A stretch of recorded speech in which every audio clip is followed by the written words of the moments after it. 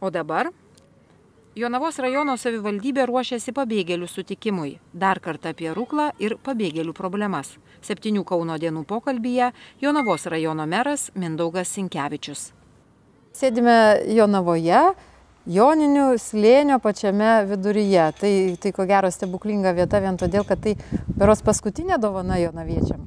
Šiais metais tai tokia viena reikšmingiausia arba geriausiai matomų vietų, kur įvyko esminiai pokyčiai. Gegužės mėnesį šitą, sakykime, vieta jau išbandė pirmąjį atlaikė krikštynas su pirmąja švente, Chemos 50-metį. Vėliau buvo kitos šventės, ir Joninės, ir miesto šventė, ir turėjom... Jūs turėt omeny krikštynas, nes lijo per Jonines? Pasibandėm, pasižiūrėjom, įvertinom ir gamtos stichijas, ir žmonių požiūrį, ir aišku, kai kurie pokyčiai atsirado, supratom, kur reiks investicijų nuolat, kokioje vietoje. Jūs turite omeny apie tą būrę virš galvos?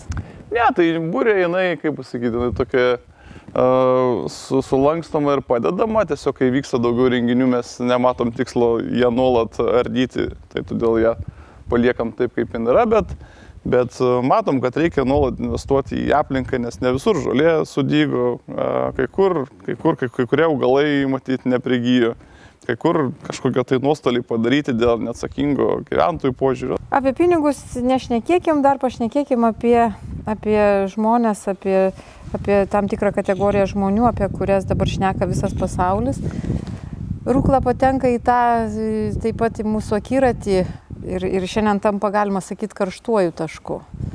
Aš turiu omeny pabėgėlius ir kaip jūs laukiate jų, kaip jūs žadate tvarkyti su jais.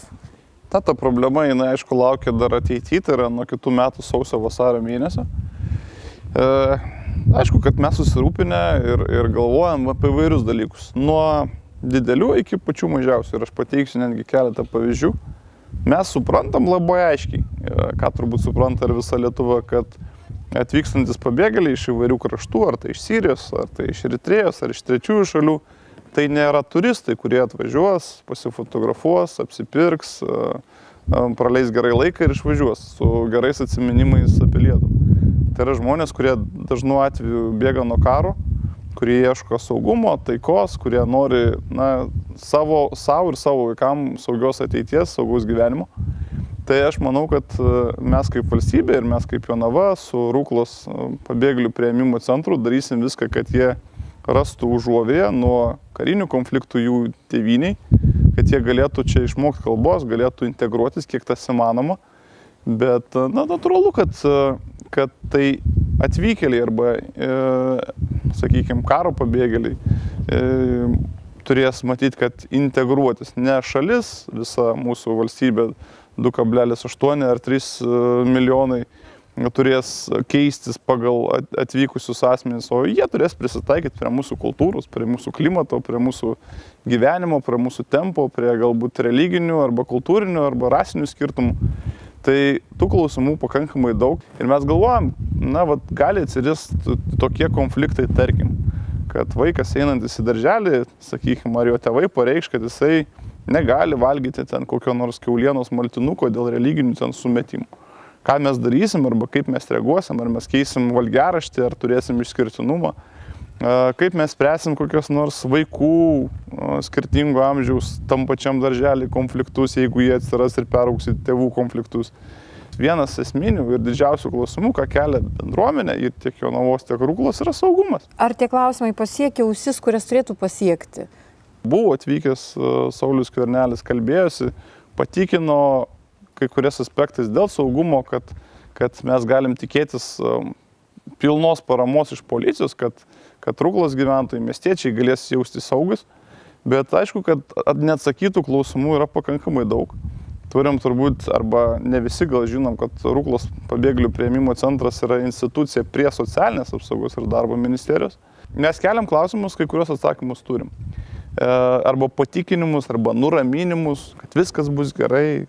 Bet tai jūs nuramina ir jūs patikit, Skvernelis pasako, viskas bus gerai, bet tai prie kiekvieno svečio nepastatysi pareigūno. Aišku, bet aš ir noriu pasakyti ir esu sakęs ir dar kartą tą patį pasakysiu. Jeigu yra egzistuojantis mąstymas pas kažką, kad mes Vilniui, mes kažkas nusprendėm, kad Rukla priims, taip mes priimsim. Bet jeigu kažkas galvoja, kad jeigu iškils problemos ir tos iškilusios problemos bus Jonavos rajono savivaldybės problemos arba čia vietos žmonių problemos, tai manau, kad toks požiūris mums nepriimtinas, mes su tokiu požiūriu nesutiksim ir visą laiką, kai iškils problemos, jeigu jų bus, o jų tikrai bus, mes norėsim supratimo, palaikymo, pagalbos, jeigu reikia ir finansavimo. Vienas iš klausimų, kuris iškils ir kuris, na taip žinot, labai miglotai aiškinamas dabar. Dalis, sakykime, pabėgėlių atvykusių pagyvens, integruosis kažkurį tai laiką iki pusmečio ir turės teisę, sakykime, išvažiuoti į Elektrėnus, į Neringą, į Nidą, į Palangą ar kažkurias tai savivaldybės ar miestus ir apsigyventi ten. Na, kelia abejonių tie klausimai, bet pamatysim natūrą, kaip aš sakau, yra toks angliškas terminas. Learning by doing, tai kitaip tariant, mokinsimės darydami. Dar paskutinį klausimėlį norėjau užduoti jums apie perspektyvas, apie Jonavą, apie jūsų planus, ką dar statysite gražaus. Vienas iš tokių esminių aspektų, kad norim vis tik pabaigti universalę savo sporto salę, kuri ne 10 milijonų lietuviškais litais kainuoja ir nemažai pastangų yra investuojama į ramybės skvero sutvarkymą. Tai yra pati žaliausia, gražiausia centrinė mūsų parko dalis. Norisi ją pritaikyti žmonėm, žaliajam poilsiui, kad ateitų žmonės galėtų pasidaryti piknikus, pagulėti ant žolės, taip kaip yra visam pasaulyje, normaliuose didžiuose miestuose, kad galėtų rasti ramybės oazės. Dėl to ir dirbam, dėl to ir stengiamės. Ačiū.